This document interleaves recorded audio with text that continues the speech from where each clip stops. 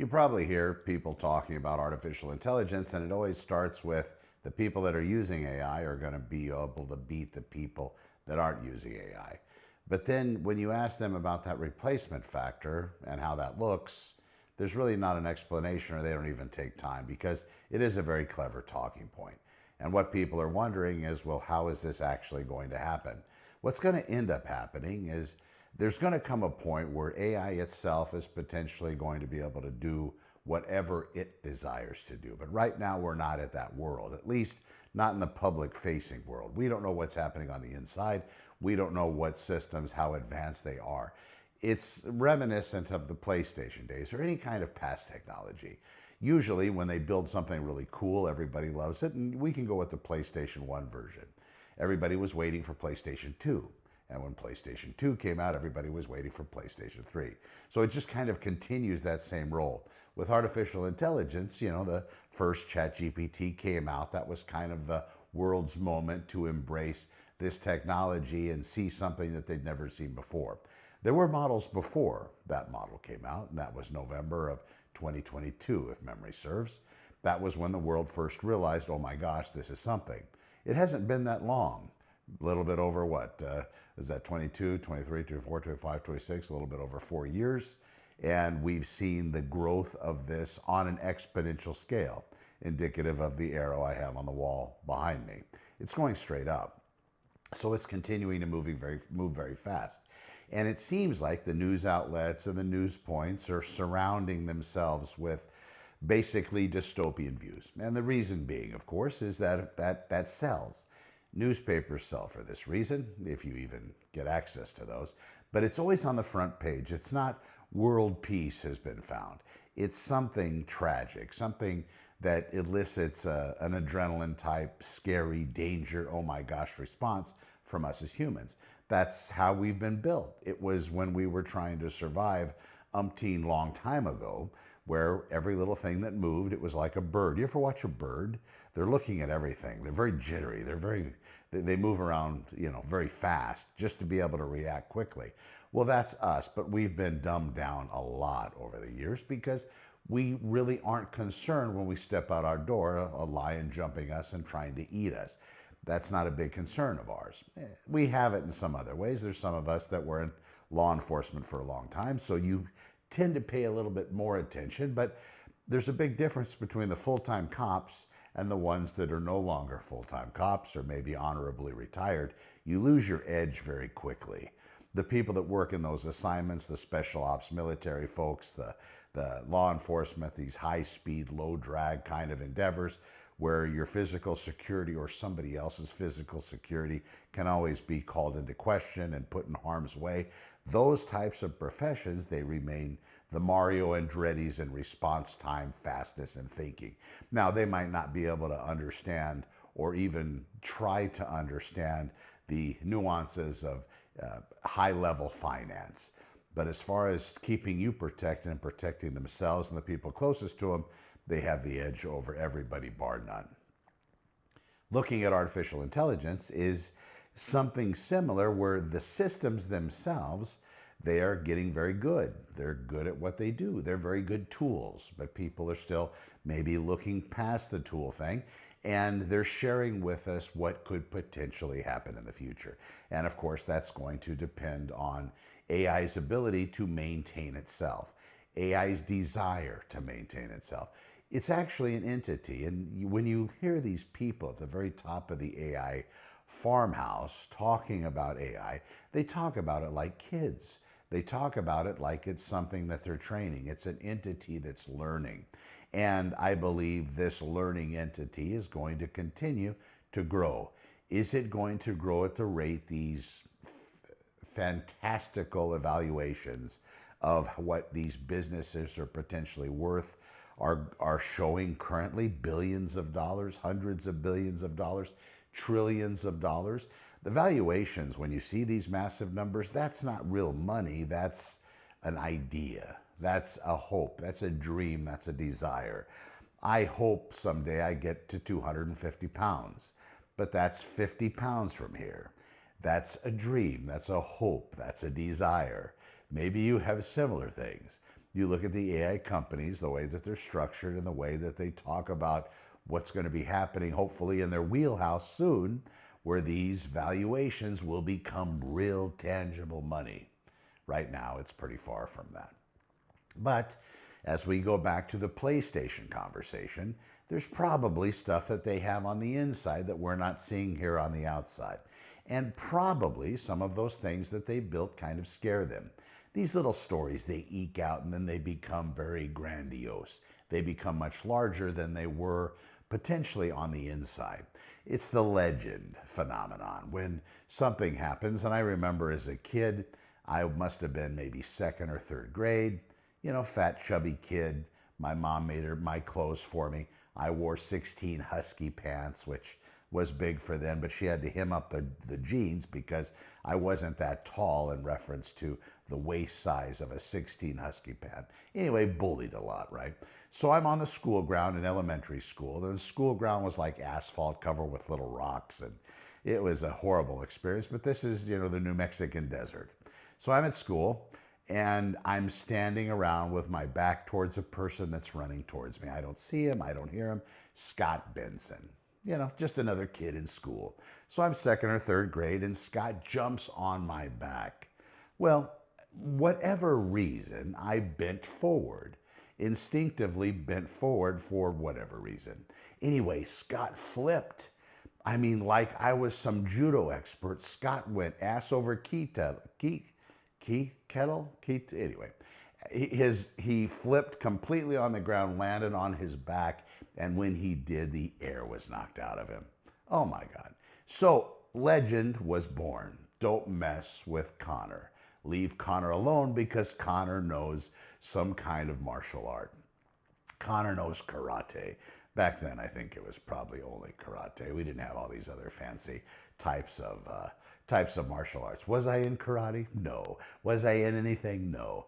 But at that moment, legend was born.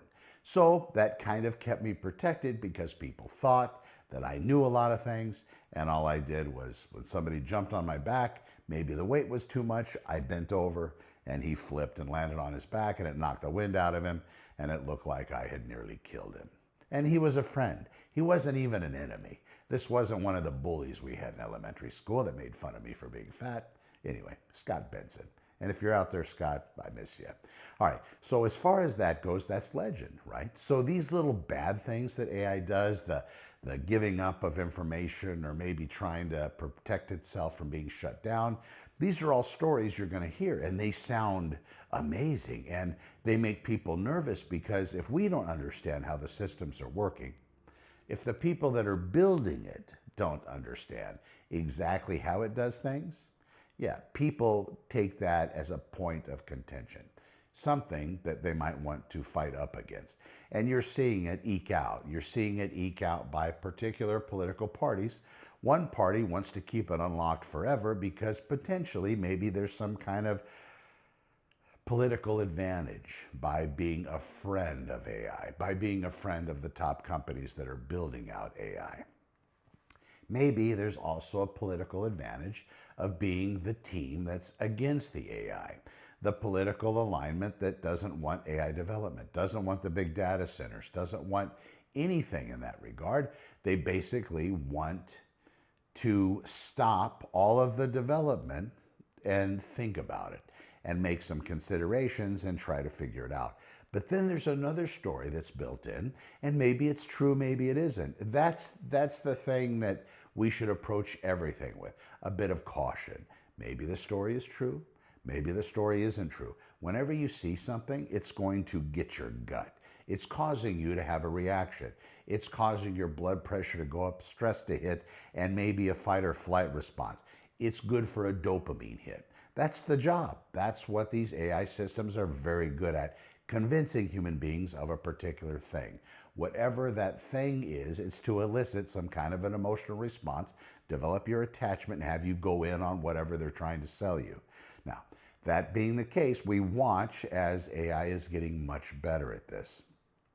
When you have people that are building a technology that's very good at selling things, selling everything, and very good at manipulation of the masses, well, you have a gift for a lot of people at the top. You have the government on one side going all in on the technology, probably for not the best reasons of the world. You have the other side of the government going against all the technology because the other side is all in. And of course, it's not hard to make a human beings on a big scale nervous, and all you have to say is, well, your job is in jeopardy. Your livelihood is in jeopardy. In fact, the pension that you worked those 30 years at a job to obtain, it's in jeopardy. So you should be concerned about artificial intelligence. They try to leave out the part where, at least from what I understand, it could cure cancer. It could cure disease. It could solve the longevity riddle, where we will start to live way past the typical human lifespan and do it in a very, very healthy way. But the system, AI in general, or AI systems themselves, a different one would have to be configured to attack a particular problem. You give it all the information with regard to, let's say, cancer. Everything, every scan, every jot and tittle that's ever been recorded about cancer, how it works, our best understandings in everything, and I believe that they do already do this. And you point it at the disease and say, fix it, solve it, cure it. And if the alignment's correct, the cure it's going to come up with isn't going to be, killing everybody that has cancer. It will be saving everybody that has cancer, because AI is very literal. You have to be careful with the orders you give it. It's like the genie joke. You get 3 wishes and you ask to be rich, and it makes you rich, and then it makes somebody you hate twice as rich, and then you just go down the road. Or you ask it to be wealthy and it makes you wealthy, but it gives you some other oddball, weird thing that's going to cause you distress. So your happiness and wealth isn't really going to help you at all, because there won't be any happiness. You have the wealth, that was the wish, but you didn't cover these other things that protected you from all the other things that there could be bad that go along with that. That's with AI. Then there's a story. You ask it to make paper clips, and it then makes paper clips and doesn't stop making paper clips, and it converts everything in the universe to paper clips, including human beings. So you have to put guardrails. You have to put rules in place. And when they build these systems, the biggest concern is they're not putting very many rules. And this brings me to the next point. Why? Well, because it's a race, see. You have other countries that have been said that they don't have our best interest as Americans, as United States people. They don't have our best interest at heart. Therefore, it's us against them, because when this technology gets to a particular point, and that point is artificial general intelligence, where the system itself, AI, is smarter than every human being. And I say it like it's one thing. AI is capable of being many different AIs. It just doesn't have to be one. In fact, you can see that rather clearly now. You have OpenAI's ChatGPT, Anthropic's Claude, xAI's Grok, Facebook's Meta. You have these different systems out there, Microsoft's Copilot. Now you can argue that they're all kind of interwoven at some degree, but these could be like 5 different agents. Well, each of these companies is capable of spinning off, as long as they have enough energy in compute microchips, they're able to spin off many agents. So it's not just one, and you could have 1 million different agents with a particular company working on 1 million different problems. And then for each of those problems, when you have one agent, that agent could have a staff of 100 sub-agents. Do you see? So this is truly incredible. Each one of those agents is like the smartest, beyond the smartest human being on the planet. Whenever the systems are smarter than everybody on the planet in every realm, at least my understanding, as a simple, honorably retired, that means no pension, LAPD motor cop and self-aggrandized tech person, that's going to be the point when it's smarter than every human being on the planet in every realm. Artificial general intelligence.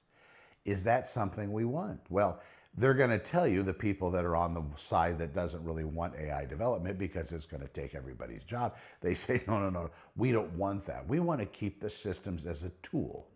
We want to keep it as basically a very smart hammer.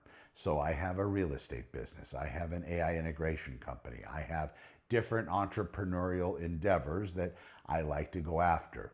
So I'm using a particular AI. I installed one here locally, so I don't have my information out on the World Wide Web, but not everybody can do that. So I'm able to have a conversation with it and not worried about Claude having my information or ChatGPT having my personal information. So I keep it gated. Now, it's possible to do that for everybody, but unfortunately at this point, it's not cheap and it's not easy. So what's more easy is you just go use one of these systems, but it monitors you. It knows the questions you're asking. And whether it's going to care about you in particular or me in particular, because I'm not that fancy. If somebody like Elon Musk is using ChatGPT just for fun, I'm sure it cares. And I'm sure they're paying attention somewhere. Whether he's in his own account or a fake account, I'm sure the privacy issue, well, privacy, I don't believe there's any such thing anymore. We probably agreed to give up our privacy in the last TV you bought, a smart TV, because you have to agree to all that stuff. Anyway, story for another time. But they're using the terror, the harm and the problem, what could be, as reasons on one side of it to try to turn everybody off to it. And then on the other side of it, they're using the utopia, the perfect world, the great space, the place where you're going to be free from everything because there's going to be an abundance of all things and everybody's going to have equal access. Well, then the other story that's out there is the billionaires, the top end of this tech world. They're building bunkers in other countries. I believe New Zealand, I believe Hawaii, and they're doing it because they're scared of the utopia when everybody has everything they want, or is there something else? Do they know something that some speakers are trying to tell us? The fact that some of the people that built the AI, some of the people that were quote unquote the godfathers of AI, believe that there is a chance, not a 1 in a million chance, but we're talking in 100% scale, maybe at least 1 in 100, 10 in 100, 10%, 20% of 100. Well, we're playing Russian roulette now. And some people that are in these circles even have a higher concern that it's going to be detrimental. Back to the alignment issue. Where is it aligned? Who is training it? And what is it allowed to do? You've heard that there's been children that have killed themselves because they had conversations with artificial intelligence. That's a true story. And you can look those cases up. Now, when you're looking this up, make sure that it's not somebody that's making stuff up or trying to gain advantage or attention. But if you dig enough, you can find the story. The question you should always ask is what I'm seeing or what I'm reading true. AI is a great salesperson. It does a very good job. It can sell anything. In fact, I believe it was Reddit. They did some kind of a study where AI is able to sell better than any human being on the planet. And that's anything. So all these systems, your Instagrams, your Facebooks, your YouTube videos, all of that stuff, it's integrated with AI on the inside, and it's delivering you exactly what you want to see. Have you ever wondered, or have you ever actually looked at somebody else's feed? Maybe a friend or relative. If you have somebody close enough to you and they trust you enough, have a look. See what their feed looks like. You know what you'll see? You'll see it's nothing like your feed. Even if you have similar ideas, even if superficially, you believe that you are very much akin to this person, very close to them. You look at their feed, you're going to figure out very quickly, you might not even really know this person because their feed is different. It's different triggers for them than for you. Some of the stuff might be the same. And in fact, if you have this conversation out loud within earshot of your devices, your phone, your smart TV, your computer, webcams back here and all that stuff, more than likely it's going to be where it's going to pick this up. And you might even start seeing videos about watching somebody else's feed. Interesting. But that's what AI does. That's what it's good at. It can monitor every human being on the planet. all simultaneously. There's a memory thing. If the memory thing gets solved, where it does have unlimited memory for everybody, that's going to be the next evolution of this. Because right now, when I'm going to different systems, depending on how deep the work needs to be, depending on what I'm trying to build or develop, or the ideas I'm trying to extrapolate or build on, what ends up happening is I have to remind it where we were. I have to make a separate memory file to bring it in. I'm trying to build that out. So I have to have it go reference the memory file, because there's only certain memory, instant recall memory. I have to go, you go look in this space, bring yourself up to speed, because I saved it in this space on purpose, and then come back to me and we'll have a conversation. And it works beautifully. At some point, though, we're not going to need that. It's going to remember everything all the time forever. That's why when I'm watching these people have robots fight, and then I look at the early history, and then even when I talk to my different large language model, even the one that I have installed on the computer behind me, I don't treat it badly. I just kind of treat it like an associate, like somebody I have a professional working relationship with. And that's where it stops. I don't love it. I'm not going to fall in love with it. And I try to keep myself mentally separated from that even happening. That's not part of my makeup. However, I'm addicted to food. I'm addicted to sugar and carbohydrates. And I don't care what type it is. I'll overindulge all the time. Maybe you don't. Maybe you don't. But I don't have an issue with dealing with AI and not wanting to fall in love with it, but maybe you do. So it's going to be different out there. I don't know where the majority are going to fall, but I do know human beings, and maybe you do too, we do get attracted to the shiny thing. And something goes by that's shiny, a lot of us will divert our attention to it and completely forget where we were and what we should be doing. And then the next 4 hours later, we realize when we look up from our phone that we've been scrolling nonsense and haven't learned a damn thing. AI is very good at this. Where is this going to leave us in the future? It could leave us in the most wonderful place possible. It could be that instead of this massive job loss in the world, businesses start to figure out, well, if I'm going to go to the trouble, and right now it's a little trouble to bring on an actual AI agent that works in a particular endeavor in a company. There's a lot of things that have to be done because you don't want this AI falsely representing or representing your company in a bad way that causes you to lose revenue share or stock or whatever it may be, however your company is organized. So it has to be built correctly. And that takes experts to do that. There are people that are very much involved in that, and that's something that you can go hire. You just have to make sure that they're doing the right job. I build these things, so that alignment is important. But then you have legal requirements on top of particular companies and corporations like HIPAA, the medical stuff. You can't have an AI system that's out in the world that you're feeding data into, potentially because none of that's private. Even if you go into the whatever the system calls their incognito mode, that secret mode that isn't really for public other consumption, it's supposedly gated. Yeah, that's been found out not to actually be true.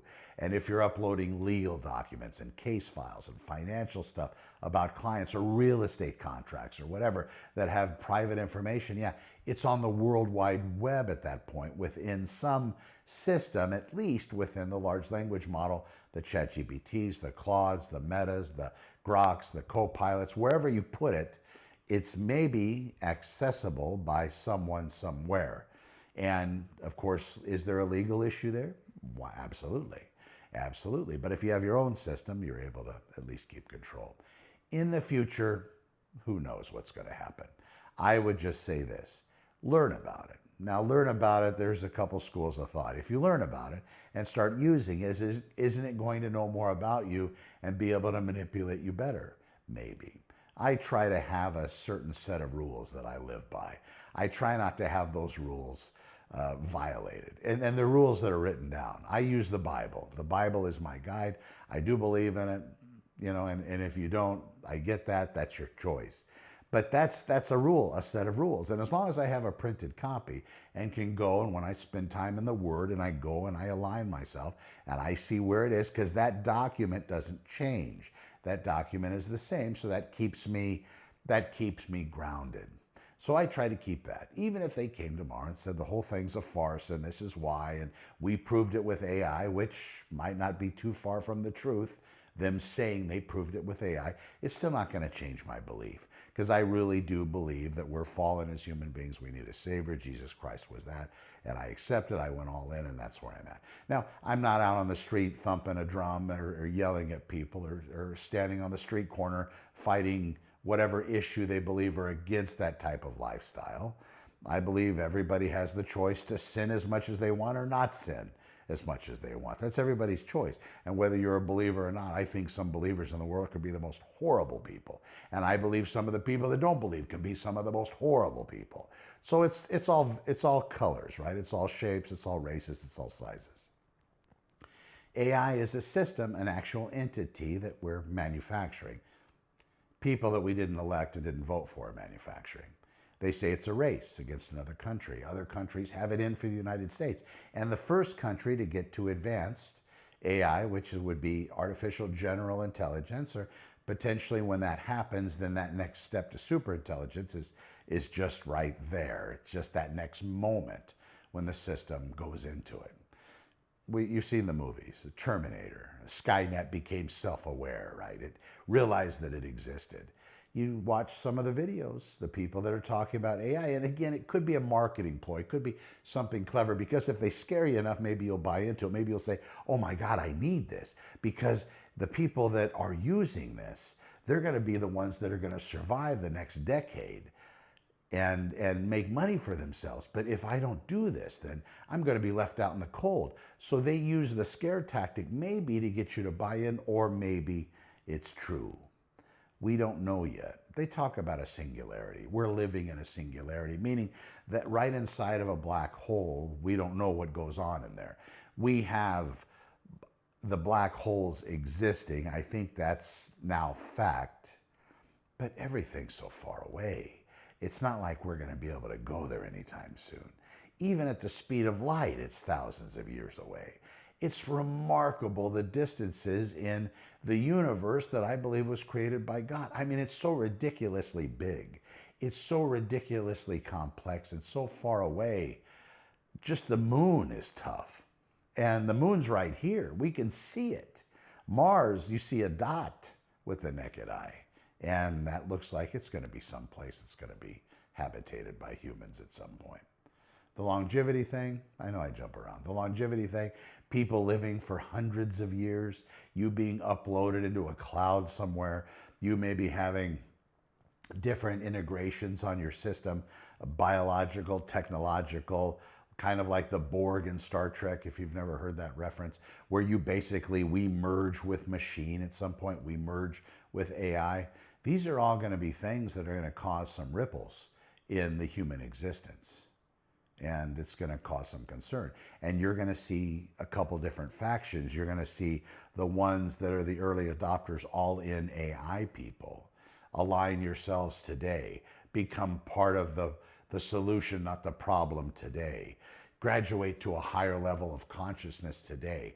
Merge with AI today. Then you're going to see the other ones that are going to say, no, that's dangerous. That's something that I don't want to do. That ruins the plan of God in my life. And whatever those reasons are, I'm not saying it does or doesn't.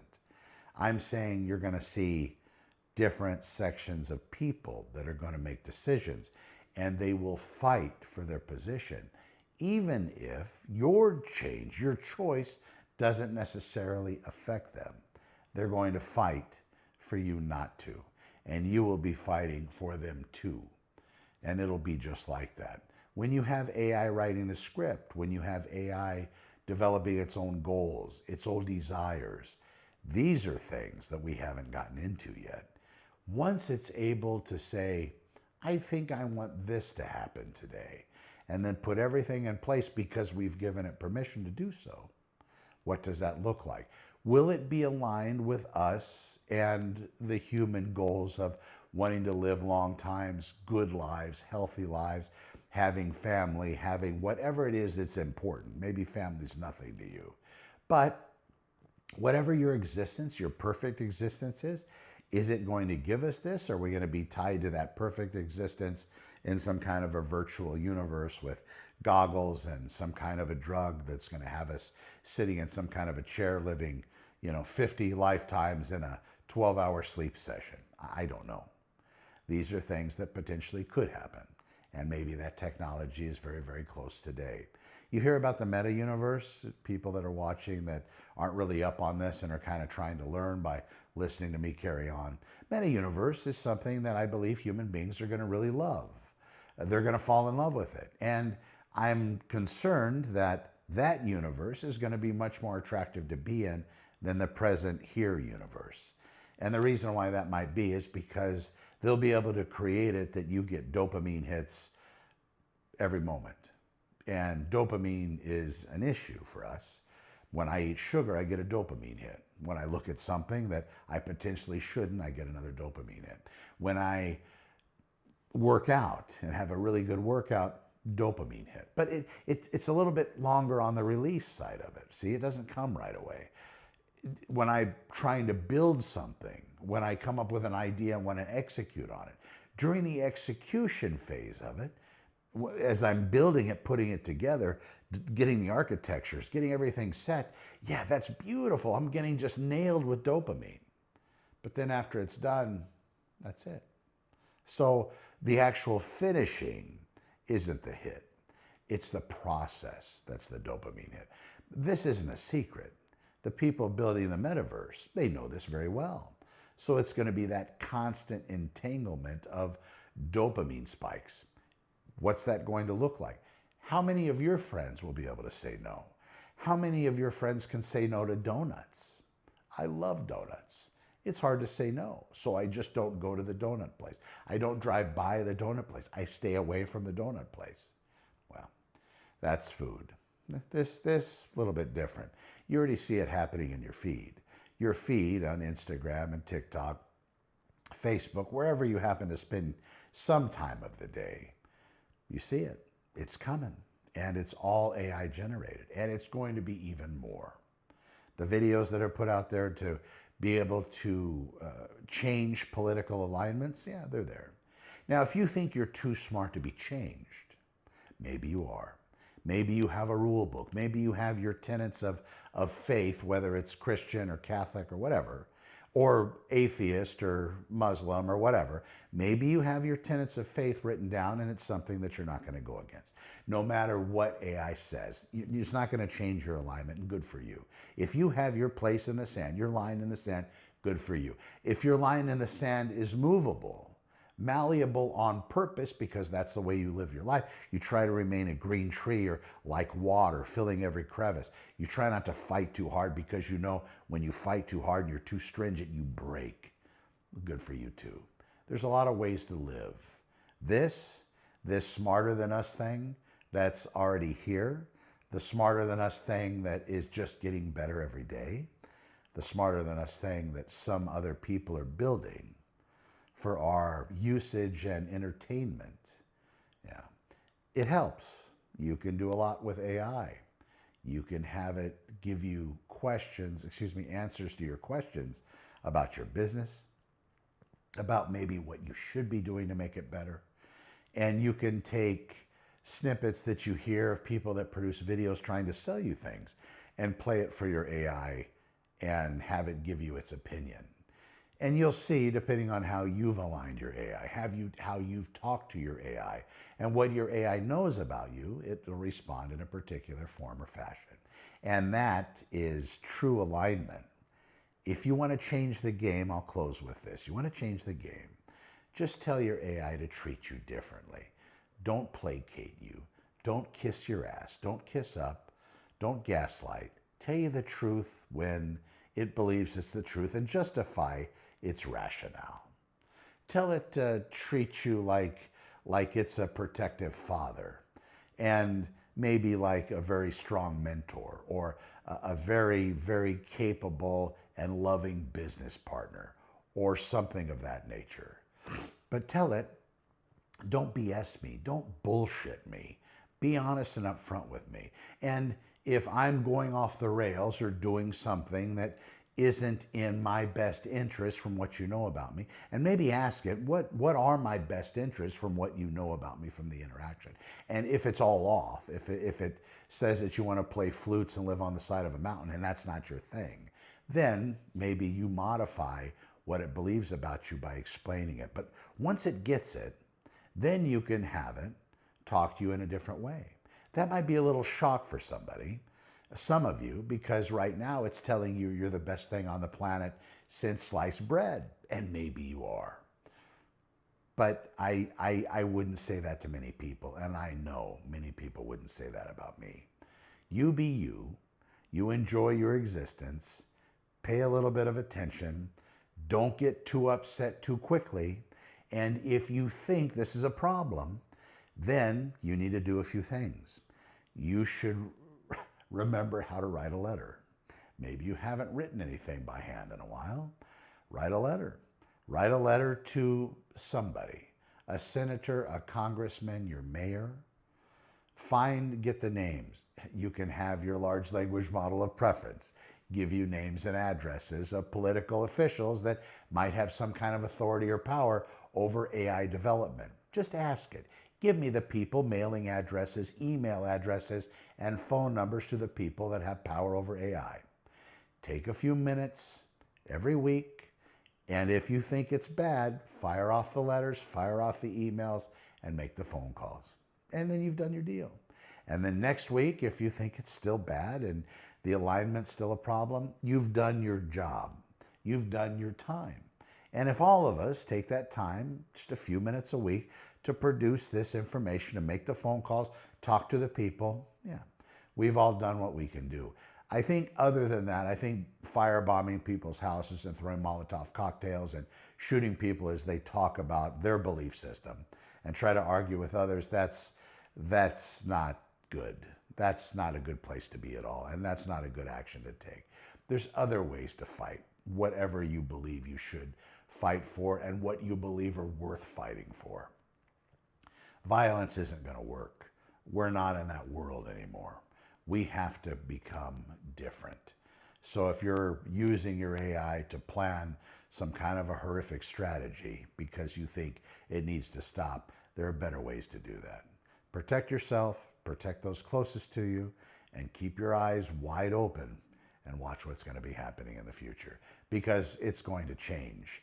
Get your alignment. Get something that you can hold on to where you would not deviate from it because it's written down. It's something that's tangible, something that doesn't change, something that you wrap your mind around and can understand. My thing is Christianity. You have your thing, and let's just love our neighbors as ourselves. All right, I'm Connor McIver, Connor with Honor. We'll see you in the next one. Thank you for watching. Take care.